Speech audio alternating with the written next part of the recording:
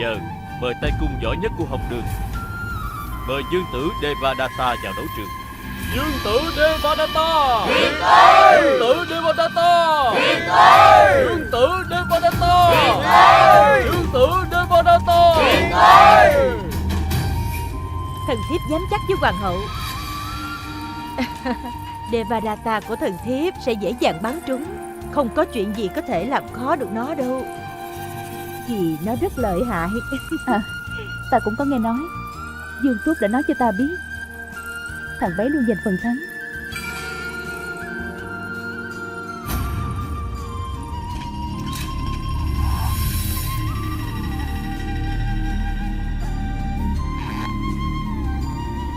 Dạ khoan đã thưa thầy.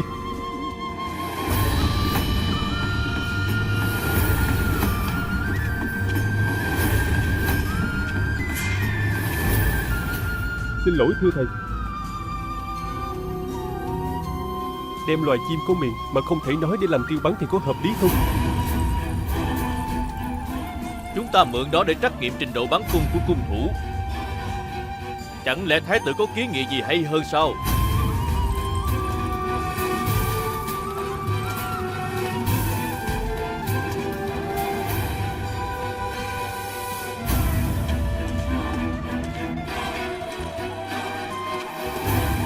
Dùng tấm chiên này đi. Mũi tên của người nào ở gần trung tâm nhất thì người đó sẽ giành được chiến thắng.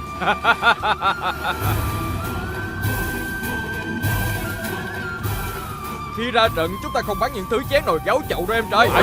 Lắm trên chiến trường sát đế lị dùng mạng sống để đánh nhau. Trời, hay lắm. Ngay cả con chim mà cũng không dám bắn.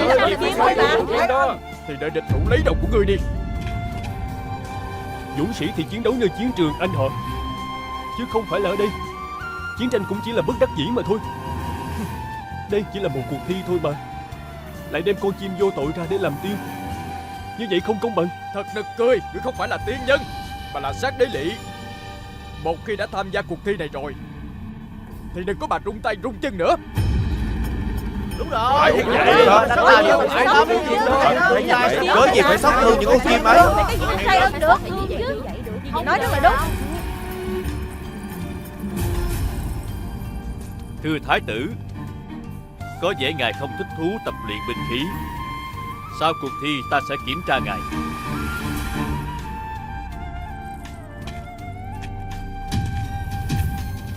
Thầy ơi, thả luôn 2 con chim, chứ đừng thả một con. Chỉ một mũi tên ta sẽ bắn xuyên cả hai.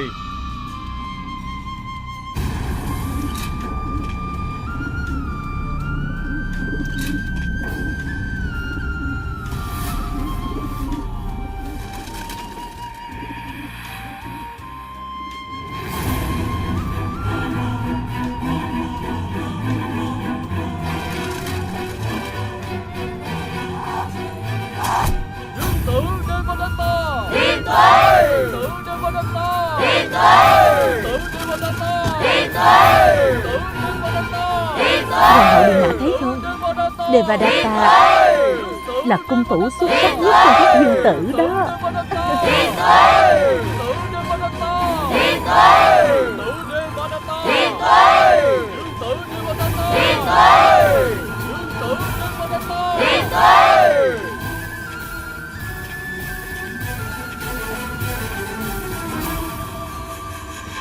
Ra đi, đã tới lượt ngươi rồi.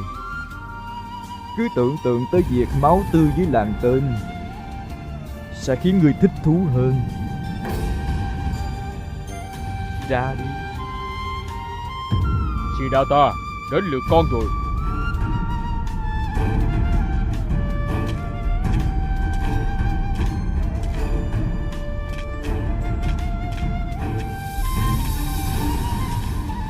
Xin lỗi thưa thầy, con sẽ không tham gia cuộc thi này đâu.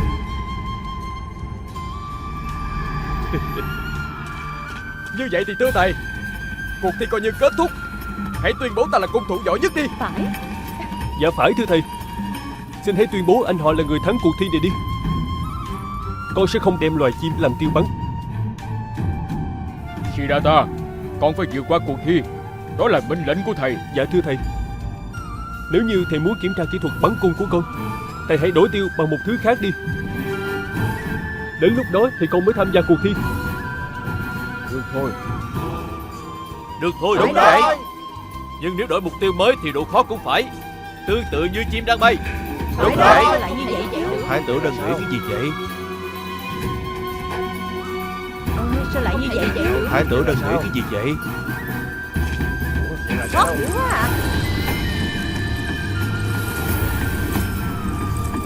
Khó hiểu quá à. Anh họ, hãy lấy hết sức ném viên đá quý này lên không trung đi. Ném càng cao càng tốt, cho đến khi nào không còn thấy nữa mới thôi. Ngươi muốn tự mình chuốt dục chứ gì? Nực cười.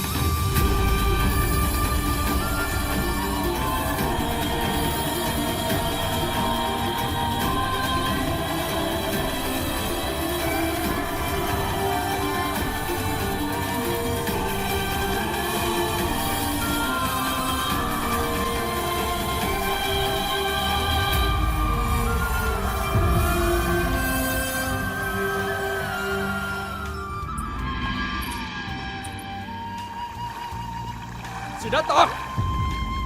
Siddhartha! Thái tử đang tắm mà. Siddhartha! Tránh ra!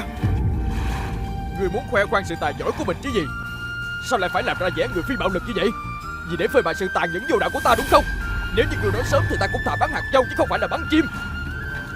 Vậy mà đứa em yêu quý của ta làm gì cho thân cơ hội đó? Đây là quỷ kế của ngươi, là cớ gì? Anh họ, ta chưa bao giờ có ý định sẽ gạt gẫm anh. Từ nhỏ anh cũng đã biết rồi. Ta phản đối dùng chim chóc để làm tiêu bắn. Phải, ngươi đúng là từ bi vĩ đại ha. Nhưng đừng quên Siddhartha, miệng nói nghe hay lắm nhưng trong lòng ngươi cũng là kẻ đồng lõa bạo lực như nhau. Chính ngươi làm tổn thương tình cảm của mọi người. Ngươi thật bỉ ổi. Hãy nhớ đó Siddhartha, chúng ta vẫn còn gặp nhau ở đấu trường côn một lần nữa. Đến lúc đó cũng phải quyết chiến một trận với ta mà thôi. Lúc đó ta sẽ cho ngươi và mọi người thấy ở Kamilavatu này ai mới xứng đáng là dũng sĩ số 1.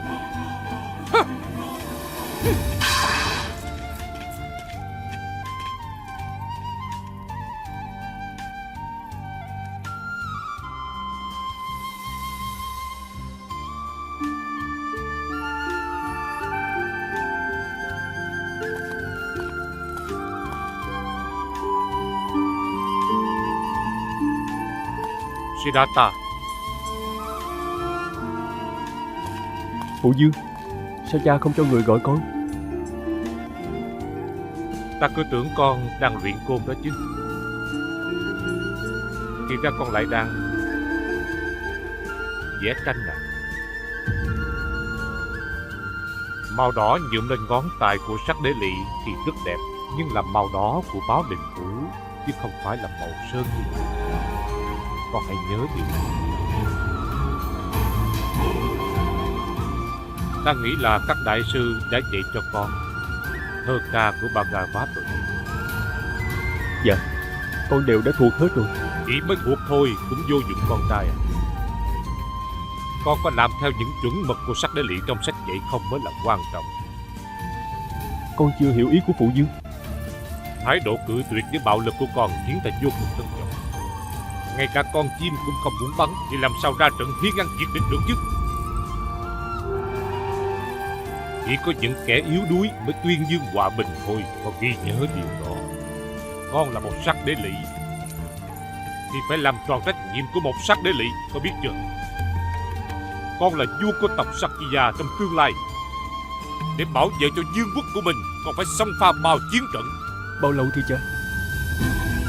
Bao lâu thì những sắc đế lỵ mới hết chinh chiến kia chứ?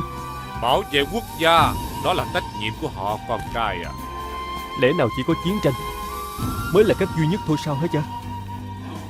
Đàm phán hiệp ước cũng có thể giải quyết được vấn đề kia mà. Sắc đế lỵ không nói những lời của kẻ yếu hèn đâu. Con người tàn hại lẫn nhau, điều đó có nghĩa là dũng cảm hay sao? Rồi cuối cùng ai sẽ là người thống trị quốc gia? Kẻ nắm được bảo kiếm trong tay mới là người thống trị đất nước, con trai à. Cho nên ta rất mong muốn được thấy bảo kiếm nằm trong tay của con. Con trai của ta nhất định phải trở thành một chuyển luân thánh dương anh dũng. Đừng quên con là hậu duệ của dòng tộc Sakya. Cho nên dù chỉ một người còn sống sót sau tất cả cuộc đại chiến thì người đó phải là con. Con trai của ta chỉ có con. Ta hiểu chưa?